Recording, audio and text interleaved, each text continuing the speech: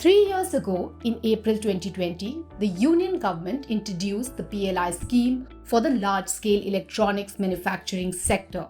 By the end of the year, the scheme had been expanded into a 2 trillion rupee scheme spread across 10 more sectors with an aim to make India a manufacturing powerhouse. Last week on April 26, the Department for Promotion of Industry and Internal Trade said the disbursement of incentives under the government's PLI scheme stood at 2,874 crore rupees in FY23. That's only 1.4% of the total projection. Companies have invested about 51,200 crores in the last year and a half or so. This is only about a fifth of the 2.73 trillion investments committed by, I think, close to 600 companies selected for the incentives in an average period of less than 4 years. So if you look at the trend, it's barely par for the course of what was projected versus what's actually happening. Even if you look at the number of jobs that were actually created, the latest data shows it is only about 3 lakh jobs, as opposed to about 60 lakh jobs that are projected to come out of the scheme. Primarily, the reason for this is that only 2 schemes have reached the stipulated threshold, and that is mobile phones and pharmaceuticals. PLI schemes for sectors such as mobile manufacturing, pharma, bulk drug, medical device, food processing, telecom and white goods have performed well.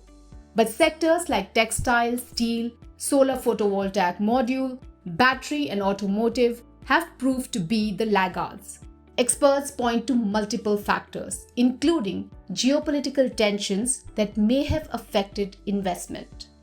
If you look at specific sectors like medical devices, textile, automobile component manufacturing, they are actually struggling to find participants for the PLI scheme. The main reason for this is the low interest, is that most companies either meet the qualification norms for the scheme, or they feel that the return on investment is low compared to what the incentives announced for these schemes are. Government sources point out that PLI schemes for respective sectors started at different points in time and are at different stages of progress. Incentive payouts usually peak only in the second and the third year for each scheme. Pending claims of 574 crore rupees are yet to be disbursed, and the claims are at different stages of approval. For instance, the 18,000 crore rupees incentive for batteries for electric vehicles is expected to kick in from FY25 when production will start. The PLI in textiles will also take off in FY25, whereas for steel, it is expected to start this year. As production increases, the government support increases. The disbursement of incentives is expected to triple to almost 8,083 crore rupees in this fiscal alone. Government sources, however, remain optimistic. According to the Union budget document, as of February 2023, 717 applications under all 14 schemes have been approved with an overall expected investment of around 2.74 trillion rupees.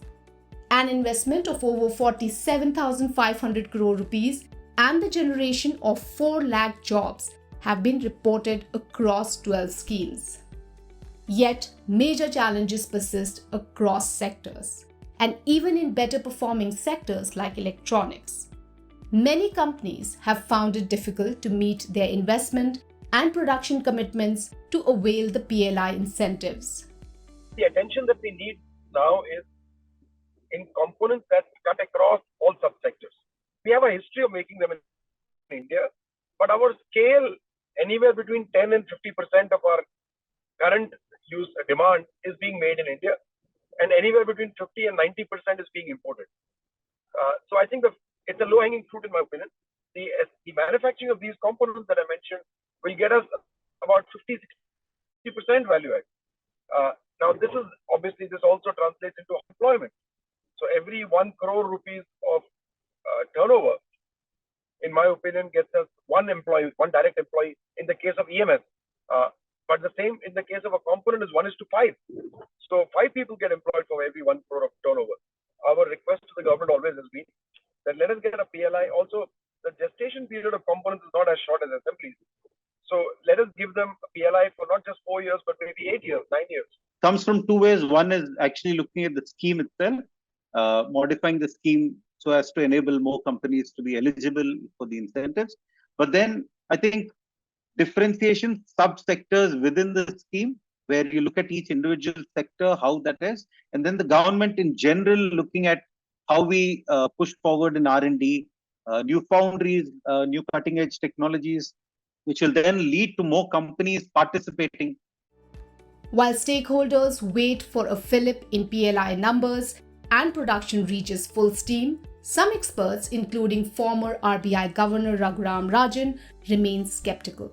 In a recent article on a social platform, the prominent economist argued that a deeper analysis and more detailed data on the PLI scheme's performance are necessary before it can be expanded.